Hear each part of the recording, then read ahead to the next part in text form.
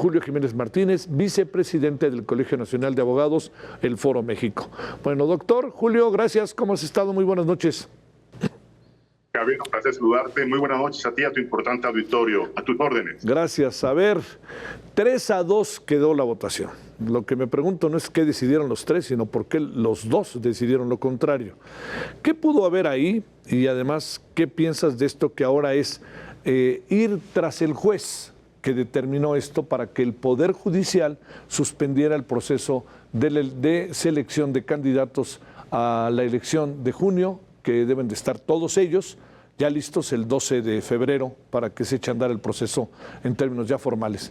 De todo esto, ¿cómo entendemos todo esto, abogado? A ver, ayúdanos, doctor. Javier, vale la pena hacer un poco de contexto para que tu importante auditorio nos acompañe en este análisis. A ver. Hay varios criterios, hay opiniones jurídicas que sostienen que hubo violaciones al proceso de selección de los aspirantes a integrar estas listas de candidatos a elección popular para ocupar diversos cargos del Poder Judicial de la Federación. Estas consideraciones promovidas por diversos ciudadanos argumentaban que violaban sus derechos humanos. Acuden a una instancia federal, en este caso al juicio de amparo.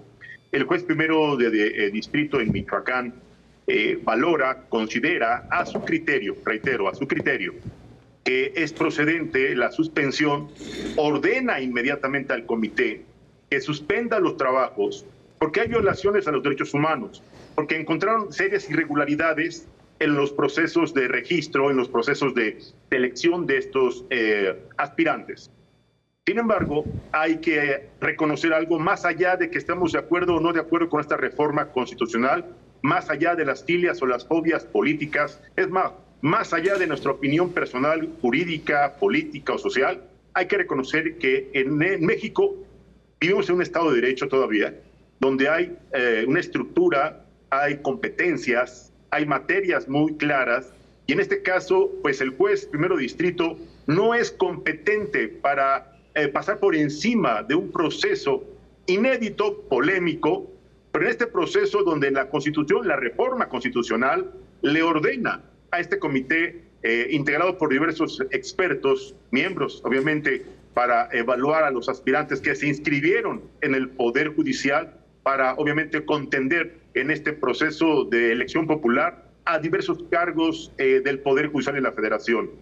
Obviamente no hay competencia. La Sala Superior del Tribunal Electoral, atendiendo a sus facultades y atribuciones, resuelve y se pronuncia, algo que no hizo la Corte. La Corte se reservó y no se pronunció, por ello consideró prudente, correcto y acertado el exhorto que solicita la integrante del Tribunal Electoral, Yanino Talora, la consejera, valora prudente exhortar a la Corte para que haga un pronunciamiento formal, jurídico, y defina precisamente estos alcances que están generando incertidumbre, que están vulnerando una reforma constitucional y que están poniendo, obviamente, en un escenario de serios aprietos el quehacer o la actividad que están obligados a cumplir los comités, porque tenemos fechas y tiempos perentorios. A más tardar, el 31 de enero tendrán obligatoriamente que presentar la lista con los mejores perfiles, con las personas que reúnan los mejores requisitos para, obviamente, contender en este histórico, polémico e inédito proceso democrático para elegir, reitero, diversos cargos como ministros de la Corte, obviamente magistraturas del nuevo Tribunal de Disciplina Judicial, magistraturas de tribunales colegiados, obviamente, tribunales de apelación, jueces de distrito, obviamente las magistraturas de las salas regionales del propio Tribunal Electoral, y obviamente esto ha generado debate, ha generado un encontronazo de criterios y opiniones. Debo decirte, Javier, amable auditorio, para los abogados, para el gremio de los abogados, esta reforma constitucional, para los mexicanos esta reforma constitucional ha generado incertidumbre, ha generado debate, ha generado polémica, pero en donde no podemos hacer polémica, donde no podemos ni debemos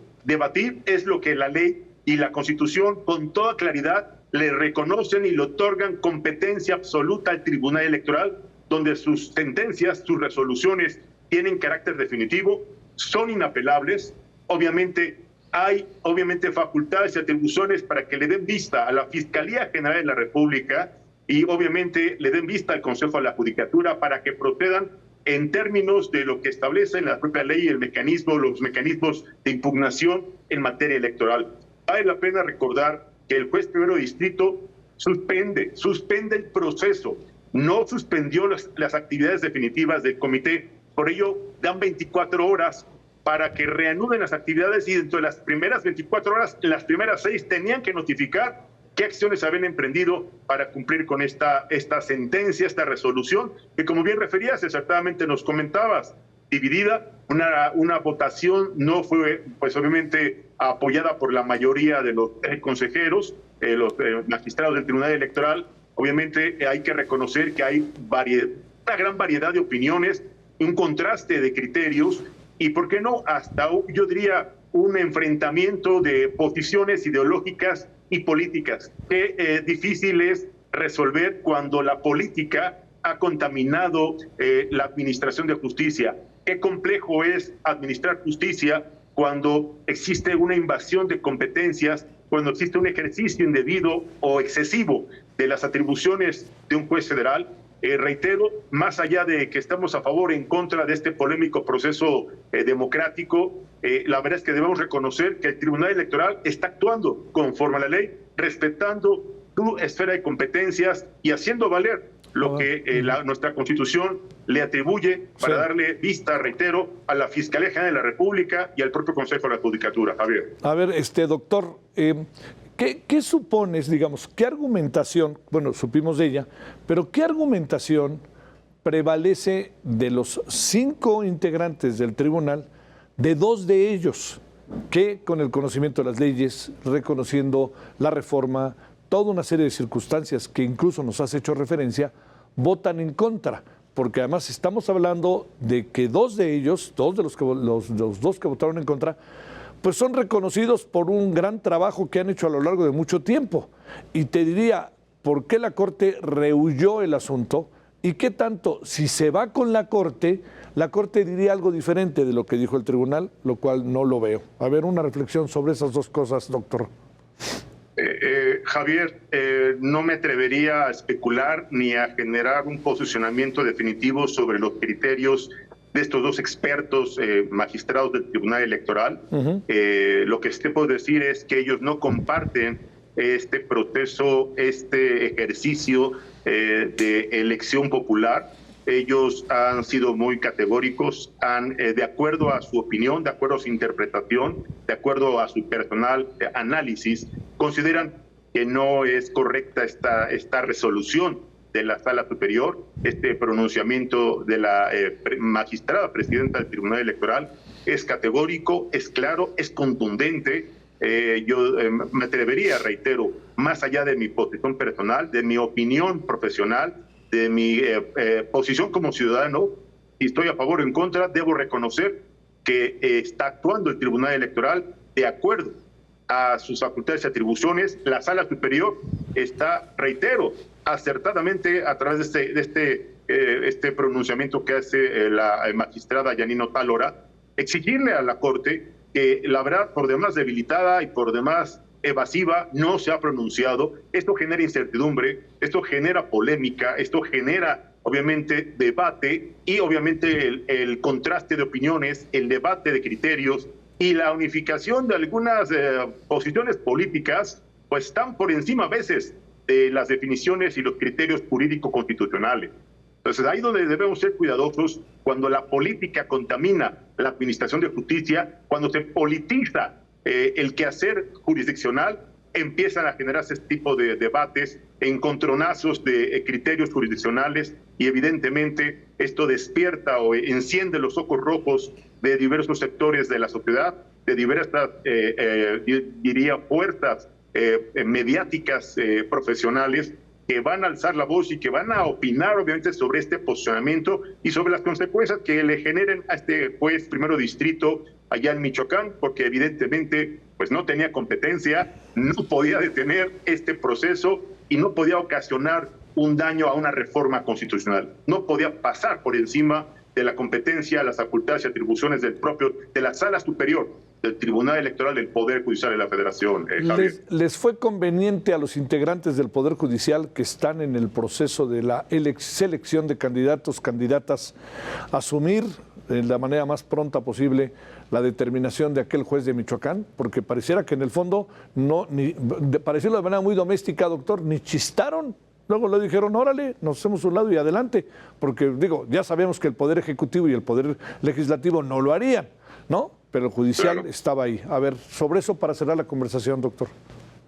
Javier, los abogados, los analistas, los estudiosos de estas materias, pues debemos ser responsables, debemos ser, no sonar idealistas, debemos ser objetivos e imparciales. Quiero decir que hay intereses políticos, hay irregularidades, se han denunciado serias irregularidades en estos procesos de selección de aspirantes. Aparentemente, y reitero, no tengo en mis manos y no tengo las facultades para hacer un posicionamiento definitivo, pero presuntamente había violación a los derechos humanos de diversos promoventes del juicio de amparo. Aparentemente había irregularidades en este proceso de registro. No fue una casualidad que el Poder Judicial detectara un número muy importante de aspirantes, hiciera una limpieza de estos perfiles. Sin embargo, debo decirte, Javier, amable auditorio, que la reforma va más allá, reitero, de que estemos a favor o en contra, más allá de que pueda generar un grave daño a la administración de justicia, más allá de que pueda generar escenarios de incertidumbre y de gran desconfianza hacia los inversionistas, los capitales y hacia los hombres y mujeres que hoy pueden estar demandando, exigiendo pues justicia.